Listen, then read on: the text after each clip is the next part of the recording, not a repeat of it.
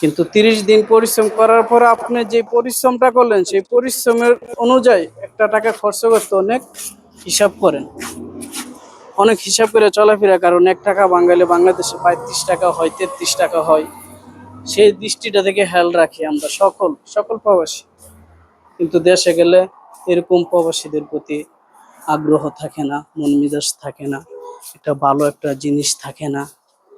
কারণ কিভাবে থাকবে, আমরা তো 30 দিনের মাধ্যমে 30 দিনই কর্ম করি এবং 30টা দিনই ফ্যামিলির কথা টেনশনে চিন্তা ভাবনা করি।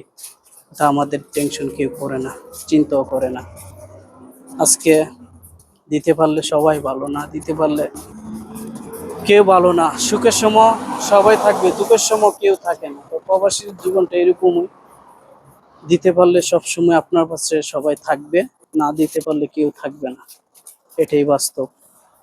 তো আসেন, যেরকম 30 দিন এত পরিশ্রম করেন, এই 30 দিনের মাধ্যমে সকলে যার যার শত ব্যস্ততার মাধ্যমে হইলো 5 ওয়াক্ত নামাজ পড়বেন, সেই জিনিসটি আপনার হবে, সেই আমলগুলোই আপনার হবে। এই পৃথিবীতে চলতে গেলে অনেক কিছু প্রয়োজন হয়, মা বাবা, গাড়ি বাড়ি, ছেলে সন্তান, স্ত্রী, আত্মীয় স্বজন, বন্ধু বান্ধব, সবকিছু প্রয়োজন হয়। তো আপনি আমি যেন অন্ধকার কবরে চলে যাব, সেই কবরের জন্য তো কিছু সামান তৈরি করতে হবে। সেই সামানগুলা হচ্ছে অপরের সাথে মিল মহব্বত করে চলা, ভালো কথা বলা, 5 ওয়াক্ত নামাজ পড়া, সঠিক পথে চলা এবং আল্লাহ তাআলার ইবাদত করা। সকলে ভালো থাকেন, সুস্থ থাকেন। আসসালামু আলাইকুম ওয়া রাহমাতুল্লাহ।